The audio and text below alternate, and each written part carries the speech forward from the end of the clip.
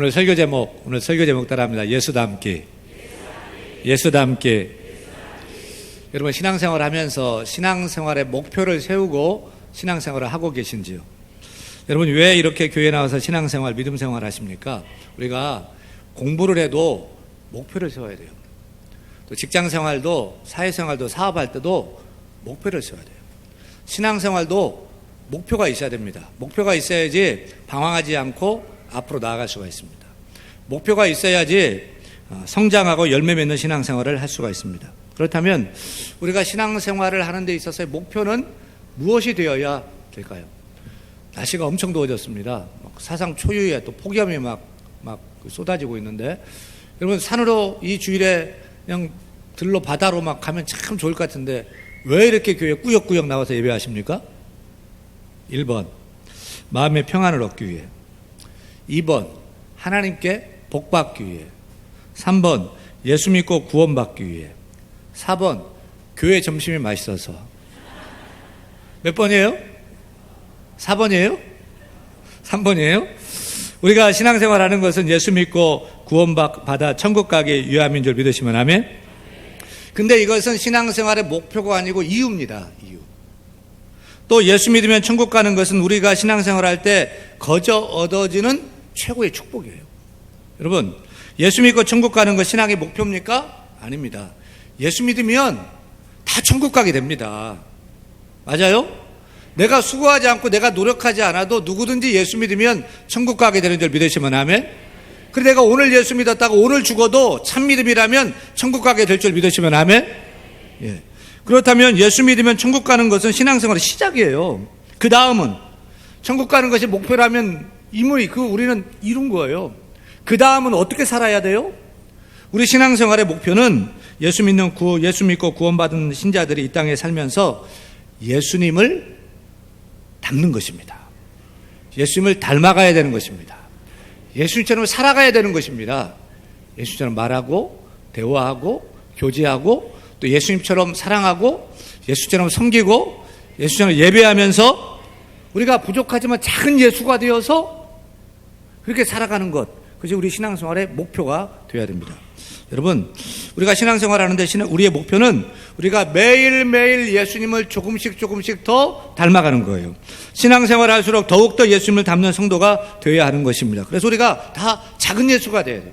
가정에서도 내가 작은 예수로 살고, 학교에서도 작은 예수가 되어 살고, 직장에서도 사회에서도 작은 예수로 살아가야 될 줄 믿습니다. 예수 닮는 성도가 되고 예수 닮는 제자로서 삶을 살아가야 되는 거예요. 우리의 평생의 소원, 우리의 평생 기도 제목이 무엇이 되어야 됩니까? 하나님, 내 인생 예수님 닮게 하여 주옵소서. 우리가 오늘도 예수님을 닮아가고 내일은 조금 더 예수님 닮아가는 그런 사람이 다 되어야 될 줄로 믿습니다. 이번 주에 제가 제 자신에게 과연 나는 진짜 목사인가 가짜 목사인가 수없이 좀 질문을 좀 던지며 살았어요. 누가 뭐래도 저는 목사인데, 번지르르하게 그냥 목사 티나는 그런 목사인데 과연 정말 예수님 닮고 예수님의 걸음을 따라가고 있는 그런 목사인가 하는, 진짜 같은데 almost 거의 그런 목사로 결국은 가짜 목사는 아닌가 계속 물었어요. 잘 모르겠어요. 여러분께 묻고 싶어요. 여러분, 윤 목사 예수 닮은 진짜 목사 같아요? 가짜 목사 같아요? 대답 똑바로 잘하셔야 됩니다. 여러분, 왜 우리가 예수 믿는데 왜 변화되지 않죠? 우리 기독교는 죽은 종교가 아니라 산 종교고 변화의 종교고 생명의 종교고 거듭남의 종교인데 왜 우리가 달라지지 않죠? 왜 변화되지 않죠? 거북이처럼 느릿느릿 걸어도 신앙생활, 교회생활을 10년, 20년, 30년, 40년, 50년, 저도 50년을 더 했는데 60년, 70년을 하면서도 했다면 우리가 더 높이 올라가 있어야 되는데, 거북이처럼 걸었어도 달라지고 저 높이 주님 닮아져가고 저 높이 거룩해져야 되는데 여전히 똑같은 모습으로, 그런 모습으로 우리가 살고 있지 않습니까? 예수 믿으면서도 여전히 나 중심으로 욕심 부리고 혈기 부리고 큰 소리 치고 그렇게 살고 있지는 않습니까? 저 자신에게 묻고 여러분에게 묻고 싶어요. 여러분, 우리는 예수를 믿는 진짜 크리스찬입니까? 아니면 진짜 흉내내는 가짜입니까? 예수님을 따르는 제자입니까? 그저 교인일 뿐입니까? 우리가 예수님의 종입니까? 아니면 예수님을 우리의 종 삼고 있지는 않습니까? 왜 우리가 달라지지? 왜 변화되지 않죠? 왜 새로워지지 않죠? 사도 바울은 우리에게 변화될 수 있는 비결을 이렇게 가르쳐 줍니다. 한번 따라합니다. 너희 안에 이 마음을 품으라. 너희 안에 이 마음을 품으라. 곧 그리스도 예수의 마음이니. 왜 변화되지 않습니까? 십수년을, 수십 년을 신앙생활을 하면서 왜 달라지지 않습니까? 집사가 되고 권사가 되고 장로가 되고 저는 목사까지 됐는데 왜 달라지지 않습니까? 사랑하는 성도 여러분, 우리가 예수님 마음 품어야 돼요. 예수님 마음 품으시기 바랍니다. 예수님 마음 품으시기 바랍니다. 우리의 마음이 내 마음이 아니라 예수님 마음으로 바뀌어져야 되는 거예요. 신앙생활이 뭐죠? 신앙생활의 시작은 예수님을 내 마음에 영접하는 거예요. 그리고 예수님이 내 안에 계시고 내가 예수님 안에 거하면서 주님과 연합하고 주님과 하나가 되어서 이젠 내 속에서 누가 살아요? 내 속에 누가 사는 게 맞아요? 예수님이 살아 역사함으로 예수님이 원하시는 대로 예수님이 기뻐하시는 대로 예수님대로 예수님 닮은 삶을 살아가는 작은 예수가 되는 것이 정상적인 크리스찬의 삶이 되는 것입니다. 제가 이 말씀을 묵상할 때마다 제가 유년부 전사 때 설교했던 예화가 저는 아직도 생생하게 잊어버려지지가 않아요. 옛날에 어느 나라에 돼지를 굉장히 좋아하는 왕이 살았어요. 우리가 개가 좋아서 개를 키우고 고양이가 좋아서 고양이를 키우는 이분은 왕인데 돼지가 좋아요. 돼지를 사랑해요. 그래서 왕궁에 데려다 놓고 돼지를 깨끗이 씻기고 돼지에게 예쁜 옷을 입힙니다. 같이 먹는 상에서 같이 막 밥을 먹습니다. 또 침대에서 같이 막 잠을 자고 막 사랑을 막 그렇게 하는 거예요. 그러면서 이 왕은 이 돼지가 이제 변화되고 막 왕처럼 품격 있는 그런 존재가 되기를 원하는 거예요. 근데 왕이 자리를 비우면 그냥 더러운 흙탕물 속에 들어가서 막 그렇게 돼요. 또 자기가 토한 것을 막 집어먹고 막 그래요. 그 볼 때마다 속상해가지고 얘가 왜 안 달라질까? 그래서 그 나라에 막 훌륭한 교수를 불러다가 학자를 불러다가 가르치는데 바뀌어요? 안 바뀌어요. 이게 돼지라 이게 안 되는 거예요. 막 어떻게 할까 막 고민이 되다가 잠을 잤는데 꿈을 꿨어요. 천사가 나타나서 돼지의 심장 대신에 양의 심장으로 이렇게 갈아서 이식을 하면 돼지가 양처럼 깨끗하고 온순하게 된다. 이 말을 하는 거예요. 잠을 깨고는 그렇지 라고 해서 그 최고의 의사를 동원해서 돼지의 심장 대신에 양의 심장을 이식했더니 그 돼지가 뭐처럼 됐다? 양처럼 됐다는 거예요. 여러분, 이 얘기가 말도 안 되는 얘기 같은데 오늘 본문인 빌립보서가 본문인데 빌립보서 1장 8절 말씀 같이 한번 읽어요. 사도 바울이 이렇게 얘기합니다. 내가 무슨 심장으로? 예수 그리스도의 심장으로 너희 무리를 얼마나 사모하는지 하나님이 내 증인이시며. 지금 사도 바울의 심장은 내 자기 심장이 아니라 누구의 심장을 가지고 있대요? 예수 그리스도의 심장을 가지고 있대요. 심장이 두 개, 세 개, 하나밖에 없잖아요. 예수 그리스도의 심장을 가졌대요. 이것이 뻥치는 것이 아니라 형식적으로 말하는 것이 아니라 누가 증인이 된대요?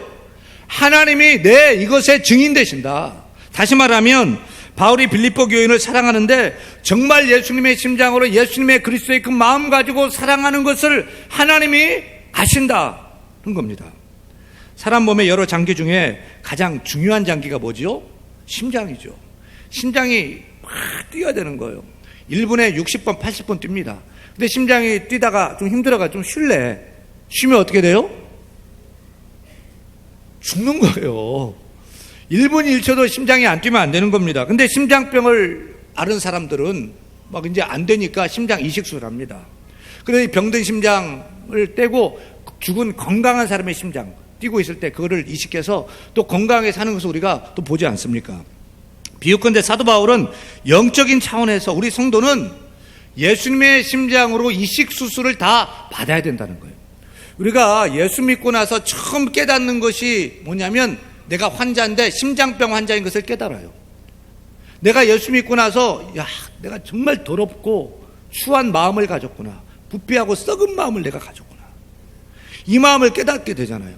그래서 이 병든 이 심장 가지고는 도저히 이 세상을 바로 살 수 없는 그런 존재인 것을 깨닫게 되지 않습니까? 따라서 내 심장이 아니라 예수 그리스도의 심장으로 우리가 이식 수술을 받아야만 건강한 신앙인으로 이 세상을 살아가게 될 줄로 믿습니다. 근데 흥미로운 사실은 심장 이식 수술을 받은 사람들 가운데 아주 신기한 일이 벌어집니다.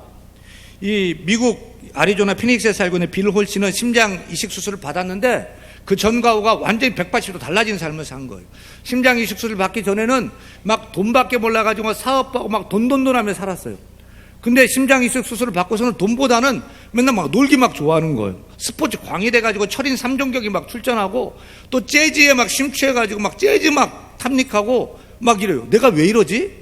라고 해가지고 혹시 심장 준 사람이 그 사람 조사해 봤더니 그 사람이 헐리우드의 스턴트맨이었어요.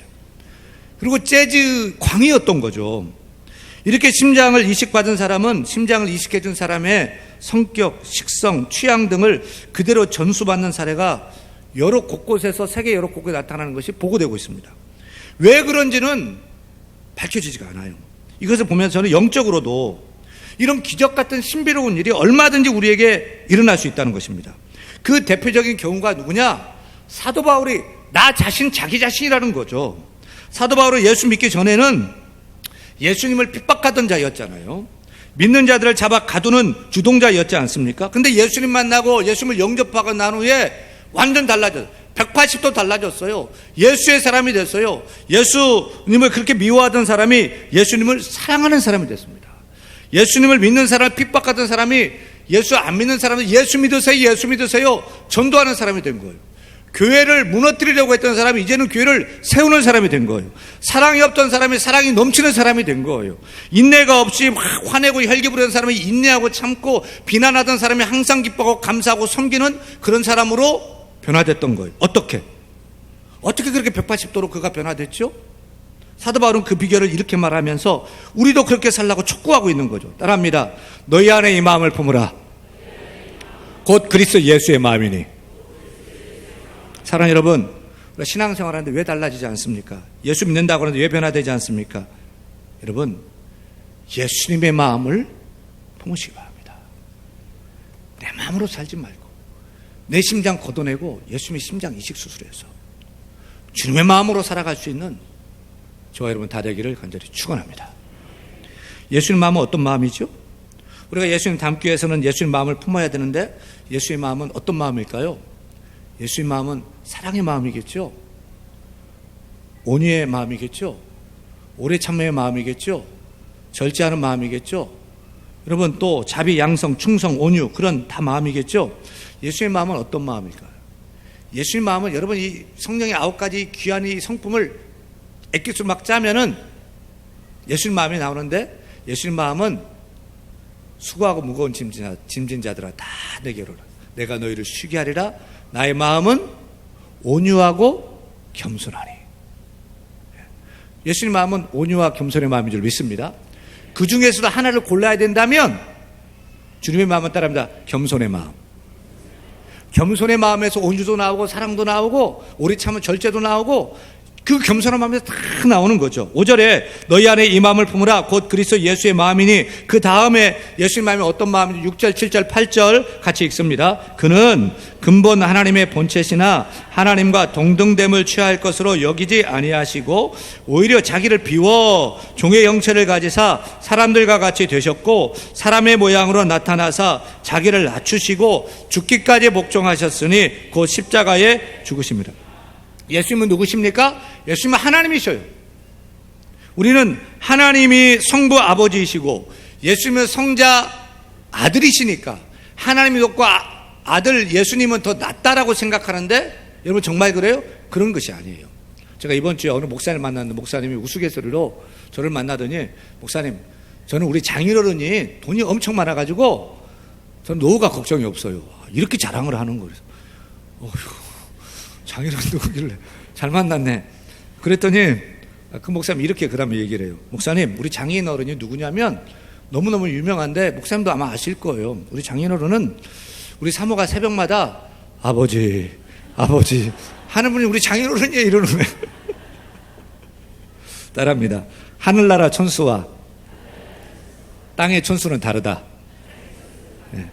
하나님은 성부 하나님, 예수님은 성자 예수님, 성령님은 성령 하나님으로 각각 다르지만 그 위격은 동등해요. 그래서 예수님과 하나님은 똑같은 위치에 똑같은 동격이셔요. 그 동등되신 근데 예수님께서 하나님과 동등됨을 취할 것을 여기지 아니하시고 자기를 다 있는 거 다 비워요. 그래서 종의 형체를 가지사 하나님이 사람으로 내려오셔요. 그러면 인간으로 오셔서 군림하셨습니까? 아닙니다. 오셨는데 섬김을 받으려 함이 아니라 오히려 섬기러 오셨기에 낮고 천한 목수의 아들로 오십니다. 의인을 부르러 온 것이 아니라 죄인을 부르러 오셨습니다. 그리고 이 땅에 오셔서 귀족들과 부자들과 가진 자들의 친구가 되지 않고 없고 가난하고 병든 그 사람들의 친구가 되어주셔요. 세리와 창리의 친구가 되어주셨어요. 제자들의 발을 씻겨주셨어요. 죄인들인 우리를 살리기 위해서 죄 없으신 예수님께서 흉악무도한 죄인의 형틀 십자가에 달려 죽기까지 하나님이 인간으로 오셔서 낮고 낮아지신 거죠. 여러분, 우리 예수님은 겸손 그 자체인 줄 믿으시면 아멘. 우리가 예배하는 오늘 우리 예수님은 겸손의 왕인 줄 믿으시면 아멘. 우리 예수님은 겸손의 최고봉 되신 줄 믿으시면 아멘. 성 어거스틴의 제자가 하루는 스승이신 어거스틴에게 질문해요. 선생님, 우리 그리스도인이 갖추어야 할 최고의 덕목은 무엇입니까? 지체 없이 어거스틴은 주저하지 않고 겸손이니라 라고 대답해요. 그러면 선생님, 둘째도 겸손이니라. 그럼 셋째도 겸손이니라. 사랑하는 성도 여러분, 겸손의 왕이신 예수님을 믿는 우리 기독교의 가장 크고 근본적인 덕목은 첫째도 겸손, 둘째도 겸손, 셋째도 겸손인 줄로 믿습니다. 우리 기독교는 우리 예수님은 겸손의 종교예요. 따라서 이러한 겸손하신 예수님의 피로 구원받은 우리는 어떻게 살아야 돼요? 내 주님이 겸손하시니 우리도 예수님처럼 겸손해야 될 줄 믿으시면 아멘. 내 주님이 겸손의 왕이시니 우리는 겸손의 종이 되어야 될 줄 믿으시면 아멘. 따라서 우리가 겸손하게 섬겨야 돼요. 하나님을 섬길 때도 겸손해야 돼요. 예수님을 섬길 때도 겸손하게 섬겨야 돼요. 교회를 섬길 때도 겸손하게 섬겨야 되는 것입니다. 교회 오면 몸된 주님의 몸된 교회 앞에서 우리가 두려움을 가져야 되고 나를 낮추고 겸손해져야 돼요. 여러분, 막강한 권력을 가진 다권력의 대통령도 교회 오면 성도일 뿐이에요. 국회의원도 장관도 교회 오면 성도일 뿐이에요. 내 직원이 수천 명 수만 명이 돼도 그런 재벌 회장도 교회 오면 성도일 뿐이에요. 하늘에서 별을 따다가 어깨에 단 그런 국군 하늘 장성들도 여러분 교회 오면 성도일 뿐이에요. 다 똑같아요. 구멍가게를 하신 분도 집도 없고 직업도 없는 그 노숙자도 성도예요.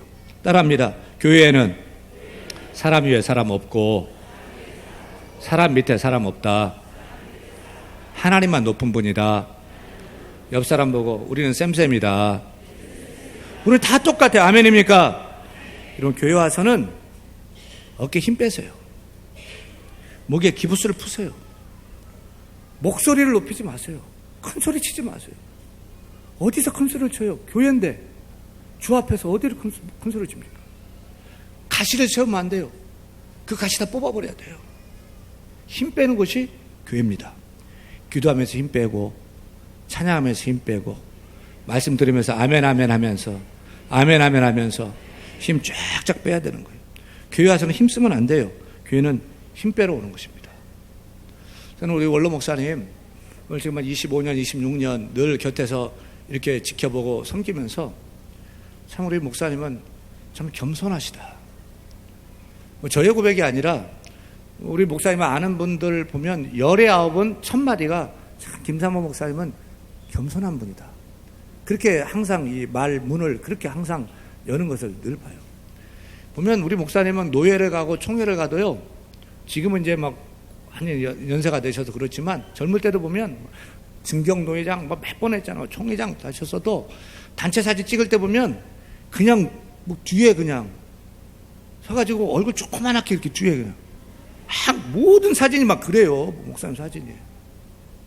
어디가 앉으시면은 먼저 앞에 앉으시라고 맨 말석에 앉고요. 그리고 말만 이렇게 듣고 그러냐. 밥값은 꼭 자기가 내셔요. 꼭 밥값 내셔요. 목사님 이렇게 보면서 참 주장하고 앞설 수 있는데 그렇게 하지 않으셔요. 참 겸손하시다. 제가 참 많은 것을 세월이 갈수록 더 목사님 보면서도 더 많이 배우는 것 같아요. 우리가 교회 와서는 겸손해야 돼요. 세상에 나가서 회사에 가서는 어떻게 해야 돼요? 절대 갑질하면 안 돼요. 갑질하지 마세요. 자세를 낮추어요. 돈 좀 벌었어요? 더 낮춰야 돼요. 많이 배웠어요? 더 낮춰야 돼요. 여러분 뭐 세상 나가서 장소리 막 들어요? 더 허리 숙여야 되는 거예요. 함부로 사람을 대하면 안 돼요. 직원들도 함부로 대하면 안 돼요. 나를 낮추고 늘 따뜻하게 대해야 돼요. 또 요즘 보니까 을질이 무서워. 을질 을질 무서워요. 그냥 그리고 막 머리 띠두르고 피끼 끌고 막 이러면 그냥 막 아이고 을질을 하면 안 돼요. 여러분 그냥 서로 낮아지고 섬겨야 되는 거예요. 손님이 왕이라고 하는 식당에 가서도 절대 왕 행세를 하지 않기를 바랍니다. 어떤 분을 보면 뭐 식당 종업원들 이렇게 보면서 아주 그냥 왕이 막 부르듯이 막 어이 아가씨 막 안 오면 막 뭐라 그러고 그러면 안 돼요. 숟가락에 뭐 좀 묻었으면 그냥 닦으면 되는 거예요. 머리카락 떨어져 있으면 그냥 주워서 그냥 건져내고 그렇게 먹으면 되지 않습니까? 근데 이게 뭐냐 막 주인 나와라 막 이러면 식탁 앞에서 막 기도해놓고 뭐 예수 티타 막 크리스찬 티타 내놓고 그 왕인 것 마냥 막 그러면 안 되는 겁니다. 지난 주간에 제가 지방에 갔다가 두부탕, 그 두부에다가 뭐 면하고 또 야채를 넣어가지고 두부탕 이렇게 제 아내하고 이렇게 먹는데 한참 먹다 보니까 뭐 까만 게 이랬어요. 건져냈더니 바퀴벌레 날개인가. 그래서 몸통은 어디 있나 막 뒤적거려 봤더니 몸통은 안 나와. 녹아버렸는지 뭐 안 나오는데 그래서 하나 건져내고 두 개, 날개가 두 개예요. 또 하나 또 건져내고 뭐 이렇게 하면서 두부탕이 희멀건 하니까 좀 색깔 좀 맞추려고 그랬나 하면서 국물까지 다 마셔 먹었어요. 바퀴벌레가 뭐 통째로 빠진 것도 아닌데 날개 한두 개 빠진 거 가지고 또 뭐 주인장 나와라 뭐라 하면 그것도 안 되는 거예요. 옳음과 친절함 중에서 우리가 하나를 선택해야 된다면 저는 우리 성도들이 친절함을 선택했으면 좋겠습니다. 여러분 어디 가서든지 큰 소리 치지 마세요. 겸손하세요. 낮추세요. 집에서도 예수님처럼 겸손해져야 돼요. 학교 가서도 교회에서도 사회에서도 예수님처럼 겸손하게 저 사람이 나보다 낫다 누구든지 낮게 여겨야 돼요.